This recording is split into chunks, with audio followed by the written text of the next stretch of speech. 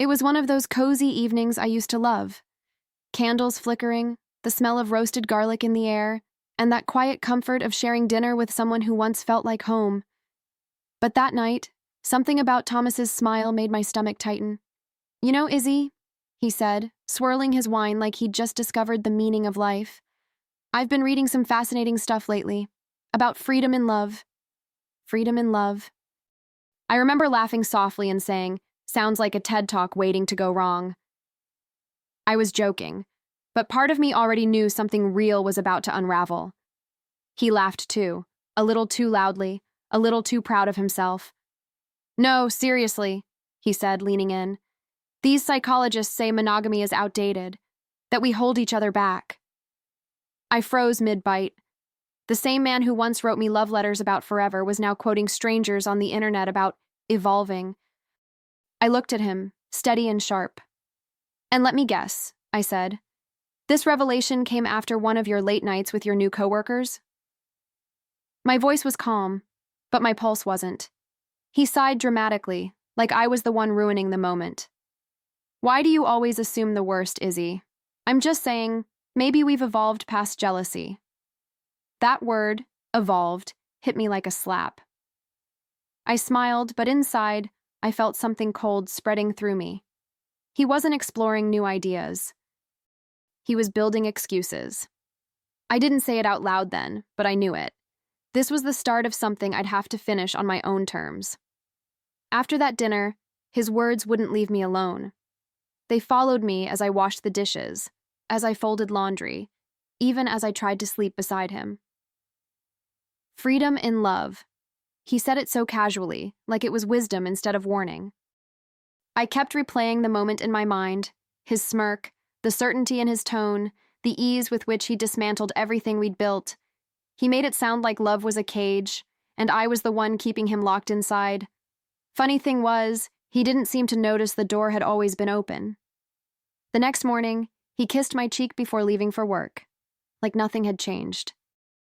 I stood there in my robe, watching his car pull out of the driveway, realizing how much distance could exist in a single heartbeat. The man who once promised forever now spoke in theories and loopholes, and yet, part of me wanted to believe him, to think maybe he was just confused, experimenting with ideas like people do with diets. But deep down, I felt it. This wasn't curiosity. This was preparation. That night, as I sat on the couch scrolling through my phone, I saw him in the reflection of the TV, smiling at a message, his thumb moving quickly before he locked the screen. He didn't see me watching. He didn't notice the silence thickening between us like fog. I told myself not to jump to conclusions, but every woman knows that moment. The quiet before the truth knocks the air out of you. And I could already feel the first gust of it coming. That weekend, he brought it up again, over breakfast this time, as if the idea had become part of his morning routine. "You know, Izzy," he said between sips of coffee, "people our age should be more open-minded. Love isn't supposed to be restrictive." I just stared at the steam rising from my cup, trying to find warmth in it. "Restrictive?" I asked softly. "Or loyal?" He chuckled, brushing it off like I was the one being dramatic. "It's not about cheating," he said. "It's about freedom. About growth." Growth. Another pretty word to disguise decay. I nodded, pretending to listen, but inside, something hardened. I could almost see the threads snapping one by one, the ones that once tied his words to sincerity. Every smile he gave me now looked rehearsed. Every touch felt borrowed. It wasn't that I didn't understand what he was saying. It was that he didn't believe it himself. He just needed me to. Because guilt sounds nobler when you dress it as philosophy. Later that night, when he fell asleep, I sat in the dark and stared at him. The man I loved looked peaceful, innocent even, but the air between us had changed. It carried the weight of something unspoken, a confession in progress. And as the clock ticked quietly beside the bed, I made myself a silent promise. If he was rewriting the rules, I'd learn to play his game better than he ever could. Over the next few days, his ideas became our new dinner guest, uninvited but ever present. Thomas started dropping quotes from podcasts I'd never heard of, citing experts who preached the liberation of love. He sounded so sure of himself, as if he'd discovered a truth too profound for ordinary people to grasp. "Don't you think trust means letting each other experience life fully?" he asked one night, watching me carefully. I smiled politely, stirring my tea. "Trust," I said, "also means not needing to look elsewhere for fulfillment." My voice was calm, but my heart was pounding. He leaned back, exhaling in frustration, like a teacher disappointed in a slow student. "You don't get it," he said. "I'm not saying I want to cheat. I just think we should evolve." That word again, evolve. I'd begun to hate it. "Evolve into what?" I asked quietly. "A man who wants permission to betray me without guilt?" For a moment, the mask slipped. He froze, just for a second, before forcing out a laugh that didn't reach his eyes. "You always twist my words, Izzy." "That's not what I meant." But I'd heard the truth in his hesitation. That night, the silence in our bedroom was suffocating. I turned away from him, pretending to sleep, but my mind wouldn't stop spinning. His phone buzzed twice on the nightstand. He didn't move. I waited until his breathing steadied, then glanced at the screen. "Leah, work." My stomach turned. I didn't open it, not yet. I just stared at that name glowing in the dark. Something inside me shifted again. Not fear this time, but clarity. Whatever he was becoming, I'd already started to see the man behind the philosophy. By the third day, he'd turned our living room into a lecture hall. He'd quote relationship coaches between bites of dinner, showing me charts and studies on his phone like he was presenting research instead of betrayal. "Open marriages create stronger bonds," he said one night, pacing like a visionary. I watched him from the sofa, my hands folded neatly on my lap. "Stronger for whom?" I asked. He blinked, thrown off. "For both people, obviously." "Or just for the one already breaking the rules?" I countered. He smiled, thin and tense. The kind of smile people wear when they've already decided to lie. I started to notice patterns. The way he'd get defensive if I didn't respond enthusiastically. How he'd suddenly become charming afterward, offering to cook dinner or pour wine. Manipulation disguised as affection. I played along, nodding at his theories, asking questions as though I were curious. Inside, I was dissecting every word. Freedom, evolution, trust. He rotated them like keys, trying to unlock the guilt he knew was coming. He wasn't enlightening me. He was rehearsing his confession. That night, as I walked past the study, I heard him on the phone. His tone soft, intimate, almost pleading. "She's not ready for the idea yet. Give me time." And my heart didn't race this time. It just settled. The kind of stillness that comes when the storm finally breaks. I stood there in the hallway, watching his shadow on the wall, and realized something quietly devastating. The man who once couldn't keep secrets from me now couldn't tell the truth to anyone but her. That night, I didn't sleep. I lay there beside him, listening to the rhythm of his breathing. Steady, peaceful, oblivious. The ceiling looked different somehow, as if the truth had changed the shape of the room. I thought about every time I'd defended him, every excuse I'd made in his name. It was strange, realizing that the man I loved was no longer my husband in spirit, just a familiar presence wearing his face. His body was here, but everything else had already left. At some point, I got out of bed and walked to the kitchen. The tiles were cold under my feet, and I could still hear his voice in my head. Soft, persuasive, rehearsed. "Give me time." Time for what? To break me down gently? To make betrayal sound like growth? I made tea, though I never drank it. I just needed to hear the sound of something boiling, something honest. I remember staring at the steam curling upward, thinking it looked like the last bit of warmth escaping from us. By morning, I had made a quiet promise to myself. I would no longer ask him for honesty. I would find it myself. Whatever this new philosophy of his was, it wouldn't be his secret much longer. He thought he was guiding me toward enlightenment, but all he'd really done was open my eyes. And what I saw now, I could never unsee. It started with a name. Leah, work. 2 words that looked innocent enough, but I knew better. I'd seen the way he smiled at his phone, the careful tilt of his hand to hide the screen from me. The next evening, when he was in the shower, I sat at his desk, staring at his laptop. My hands didn't shake. That surprised me. I just felt steady, like someone opening a door they'd been meaning to walk through for years. His email account was open. 1 click on drafts, and there it was. The message was unfinished, but I didn't need it to be complete to understand. "You make me feel alive again," he'd written. "Once Izzy understands, everything will fall into place." I read it twice, each word slicing cleanly through what was left of my denial. I forwarded the message to myself, attached the screenshots, and closed the laptop. Then I sat back in his chair and let the silence wash over me. It wasn't heartbreak I felt. Not anymore. It was something colder, quieter, more powerful. When he came out of the shower, towel around his waist, he looked at me and smiled like nothing had changed. "Why are you smiling like that?" he asked, trying to read me.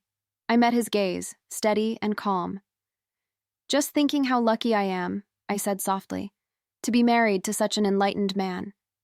He grinned, thinking I was teasing. "See, you're opening your mind already." I turned away before he could see the truth in my eyes. "Oh, I'm wide open now," I whispered, but not for him to hear. The next few days felt strangely clear, as if a fog had lifted and I could finally see him for who he was. Every word, every gesture, every carefully placed sigh. It all fit into the pattern now.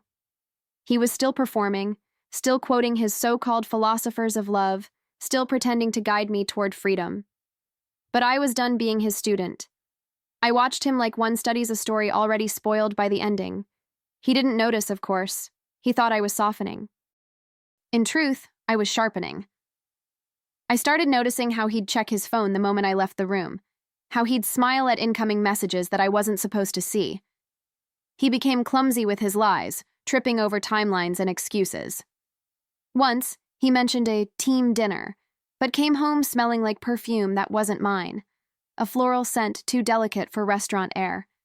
He kissed my cheek before bed, and I almost laughed. The tenderness felt like mockery. But I smiled back, because that's what you do when you're gathering evidence. You play along. At night, when he'd fall asleep, I'd replay every moment of our marriage, like flipping through a photo album of someone else's life. I could see where the cracks had started long before I'd noticed them. The forgotten anniversaries, the distracted smiles, the half-truths said in the dark. But this time, there was no pain, only purpose. He thought he was clever for hiding in plain sight. What he didn't realize was that I had already stopped being the woman who looked away. It didn't take long before I had what I needed, not just proof, but understanding. I finally saw how he justified it all to himself, how he wrapped betrayal in poetic language so he could sleep at night. His truth was just selfishness, with better vocabulary. One evening, while he showered again, I opened his laptop and searched his sent folder. There she was, Leah, message after message. "You make me feel seen. You deserve honesty. She's stuck in old ways." I read them all, my eyes dry, my pulse steady. I forwarded every single one to myself. This time, I added the call recording app to my phone.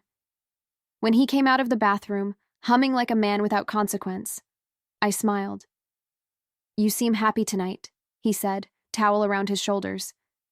"Just thinking," I replied, closing his laptop, "about how people evolve." His smile faltered, just for a second. I noticed it. It was the first time he realized I might not be as pliable as he thought. I kissed him goodnight, gentle and deliberate, and when he turned away, I watched him the way one studies a stranger.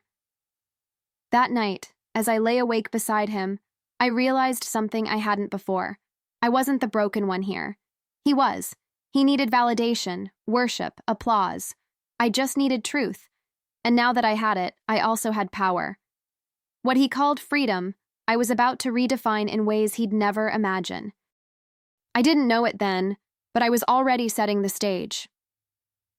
The shift was subtle, but it was there. I started listening differently, responding differently, moving through the house with the ease of someone who had stopped reacting and started planning. If Thomas wanted to live by his philosophy, I'd let him, just long enough for it to destroy him. I began to ask questions, careful and curious, as if I were genuinely trying to understand his newfound wisdom. "So," I said one night over dinner, "if this open relationship idea is about freedom, that means both partners have equal freedom, right?" I kept my voice light, playful, like I was finally warming to it. He hesitated, just for a second, before smiling that politician's smile of his. "Well, sure, in theory." The word theory did all the work for me. I smiled back. "Good," I said, taking a slow sip of wine. "Because I met someone at the gym. He believes in freedom too." The sound of his fork clattering against the plate was almost satisfying. He blinked, his face caught between disbelief and anger. "Wait, what? You're not serious." "Relax," I said sweetly, cutting him off. "We're just evolving, remember?" His expression twisted into something I hadn't seen before, panic disguised as rationality. He started explaining, backpedaling, insisting that it wasn't about that kind of freedom, not yet. I watched him dig his own grave with every word. That night, when he fell asleep still muttering justifications, I picked up my phone and texted Daniel, my old college friend, now a family lawyer.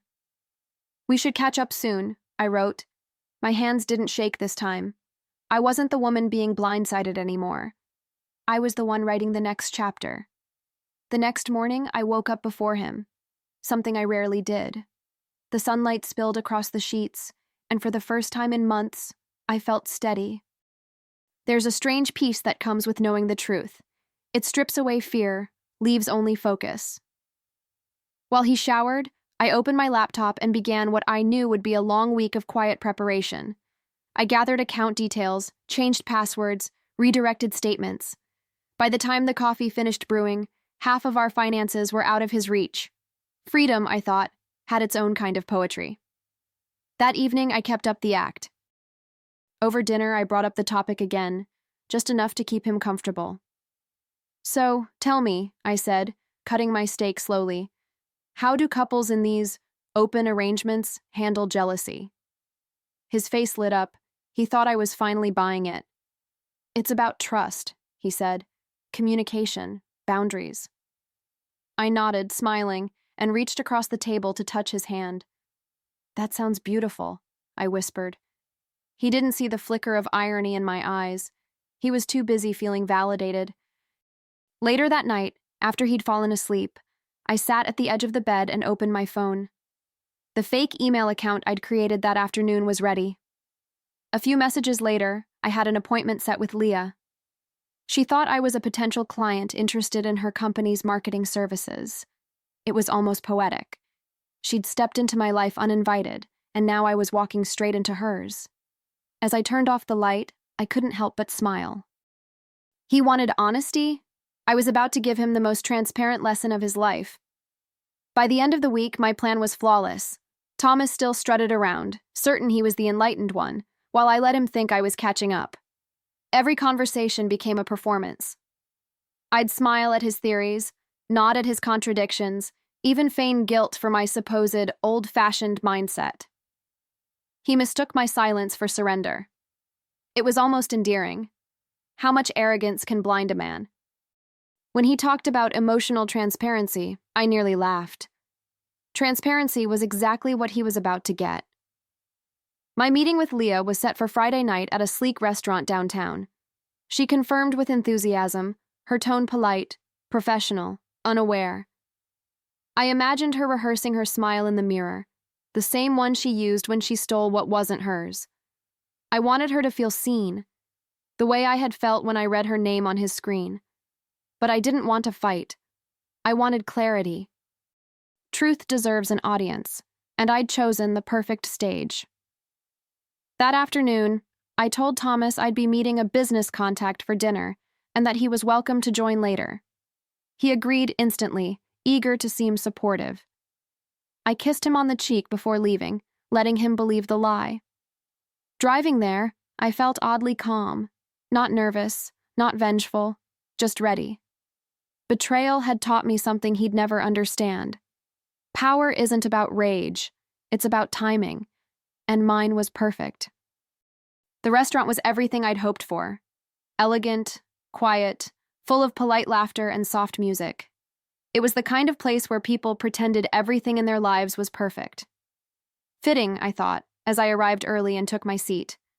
I wore black, simple and sharp, with just enough perfume to leave a trace in the air. When Leah entered, I recognized her instantly. She looked younger than I expected, the kind of woman who thought confidence could hide in a smile. "Isabella?" she asked, extending her hand. Her voice trembled slightly, though she didn't know why yet. "Yes," I said, smiling warmly. "Thank you for meeting me. I've heard such great things about your work."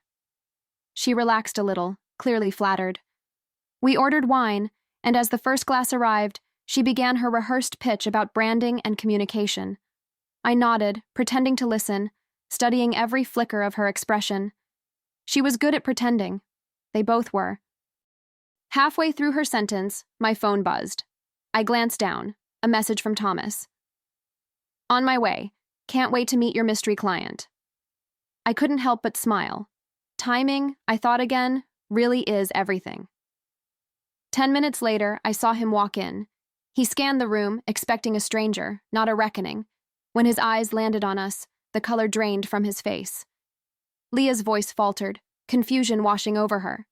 "Izzy?" he stammered, frozen. "Leah." I turned to him, calm, almost gentle. "Oh, good. You two already know each other," I said softly. "That saves us the introductions." His mouth opened, but no words came. For once, silence suited him. Thomas stood there, caught between denial and panic, his mouth opening and closing like a fish pulled out of water. Leah's eyes darted between us, confusion giving way to dread. "Izzy," he finally managed, forcing a smile that couldn't disguise the terror behind it. "This isn't what it looks like." I tilted my head, savoring the irony. "Oh, I think it's exactly what it looks like," I said quietly. "I've heard so much about your philosophy of freedom. Tell me, Thomas, does it still sound so noble now that it's sitting across from you?" Leah's face went pale. I didn't know she was your wife," she whispered, her voice barely audible. I turned to her, calm, almost compassionate. "Don't worry," I said. "He never mentioned that part.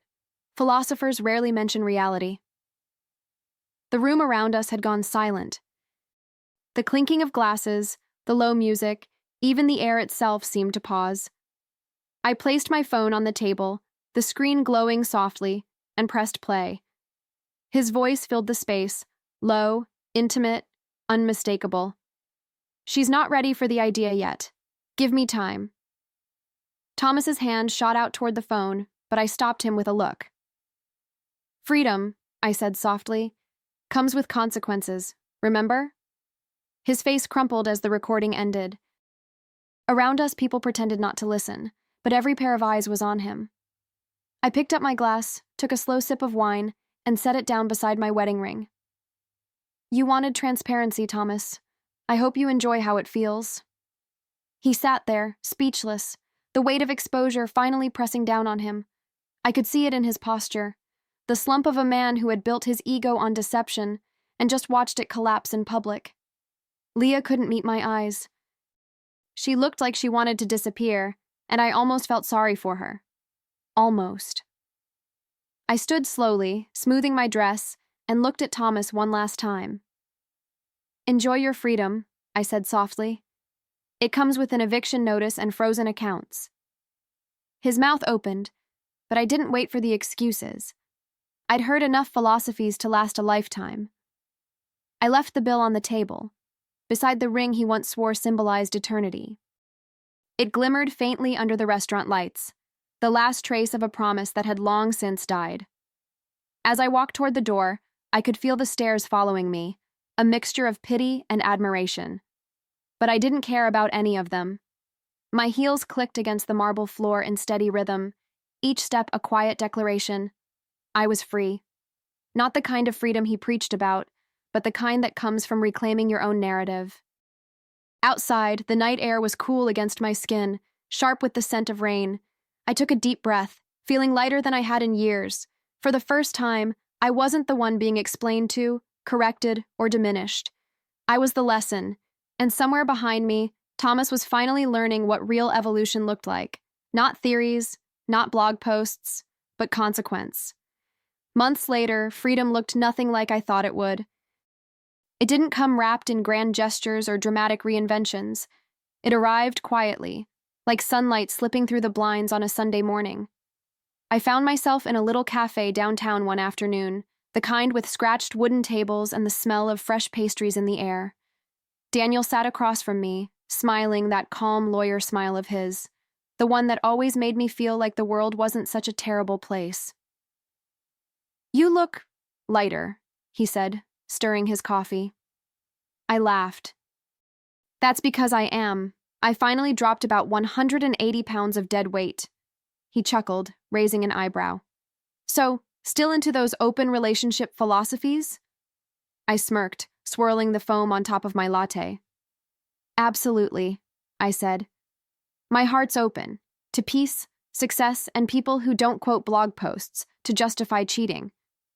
He nearly spit out his coffee, and I laughed, really laughed, the kind that fills your chest instead of breaking it. For the first time in years, my laughter didn't feel like a performance. It felt like living.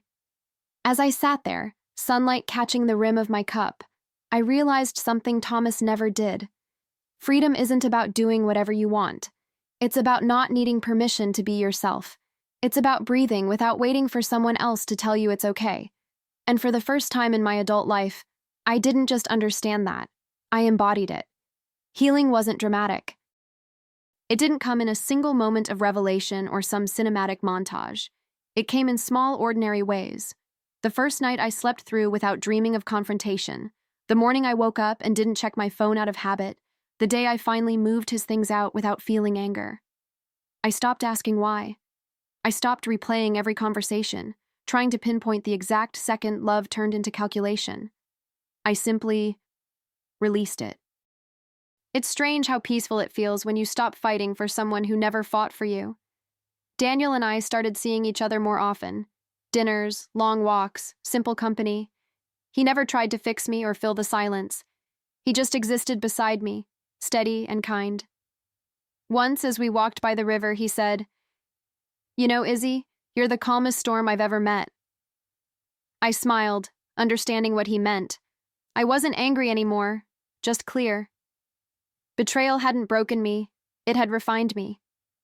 Every scar had become a signature of survival, proof that I could lose everything and still be entirely myself. Sometimes I catch myself wondering if Thomas ever tells the story, if he paints himself as the victim of a woman too proud to forgive. Maybe he does. Maybe he needs that version to sleep at night. But I've stopped caring about the story he tells. The only truth that matters now is the one I live. And in that truth, I am free. Not because I walked away from him, but because I finally walked toward myself. One morning, I found myself standing by the window with a cup of coffee, watching the world wake up. The city felt alive. People hurrying to work, dogs tugging their leashes, laughter spilling from a bakery across the street. It was ordinary, and yet for me, it felt like rebirth. There was no grand plan, no quest for perfection, just the calm certainty that I was exactly where I needed to be. I used to think freedom meant escape. Now I know it's something quieter, something internal, the absence of fear. Later that day, I walked past a bookstore and saw a display in the window. Modern Love, Rethinking Relationships. The title made me smile. I stepped inside, picked up the book, and flipped through the pages. It was full of the same empty theories Thomas used to recite, dressed up as enlightenment. I closed it gently and set it back. I didn't need anyone else's definition anymore. Mine was enough. As I left the store, I caught my reflection in the glass. Older, wiser, softer somehow. Not broken, not bitter, just free. I thought of Thomas and his so-called evolution, his endless search for justification. He wanted freedom without consequence, and in the end, I gave him both.